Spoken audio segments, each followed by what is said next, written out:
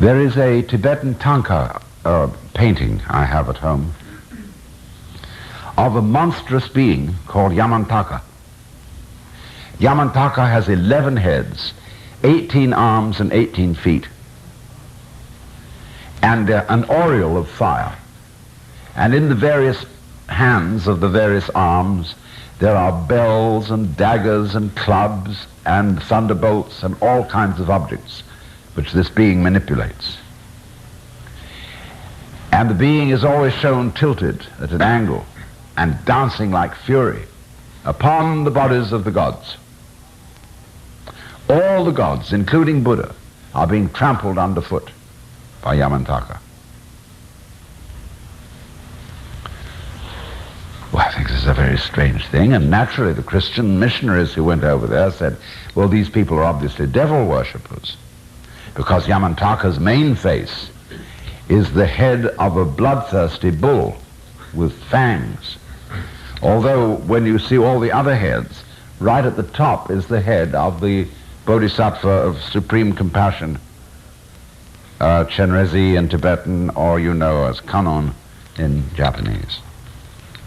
Avalokiteshvara, the watchful Lord, who's an androgyne and always comes on in a majorly female appearance.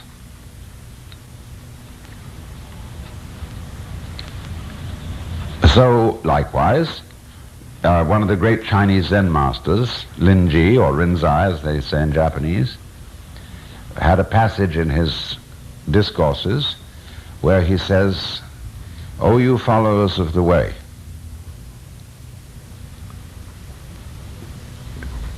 if you meet Buddha, kill the Buddha. If you meet the patriarch, kill the patriarch. If you meet father or mother, kill them. Kill everything you meet. Stand above it, pass on, and be free." Now this sounds terrible. It's as if a minister were to get up in church and say, every time you say Jesus, wash your mouth out. And until they do that, Christianity will remain pretty dead.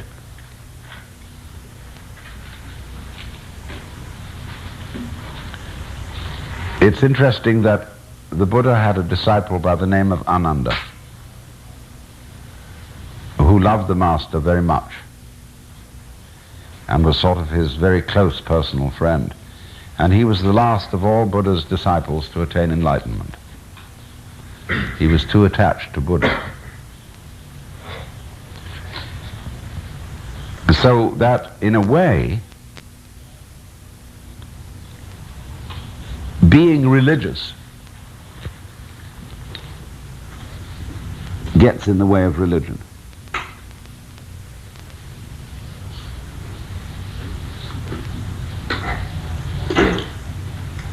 Now, does that mean, on the other hand, see, here's a puzzle about Krishnamurti, who explains this very carefully. But his earnest disciples, which he doesn't admit that he has, can't read anything except mystery stories. They try. He says he never reads a religious book. He never reads the Bhagavad Gita or the Lankavatara Sutra or the Tao Te Ching or the Bible. A friend of mine was sitting next to him on a plane and was fascinated as to what he was reading. And he was reading a mystery story. Fine. There's nothing against that. But if you can only read mystery stories, and if you can't join in any religious observance, you are in some way curiously limited, because you have made a religion of the religion of no religion. Ha! What a trap that is. So those Puritans who broke down the idols of the church and burned, like the Caliph who burned up the Library of Alexandria because he said either it is the Quran or it is not in the Quran, and the Quran is the only thing we need. So if these books are not the Quran, burn them.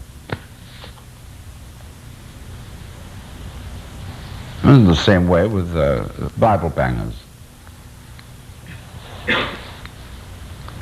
So they have this iconoclastic attitude against all the wonderful, colorful, exuberant activities and arts that have flown from the great religions. I think that's silly. To me, it's a hang-up to be against religion, because to be against it is still not to have transcended it.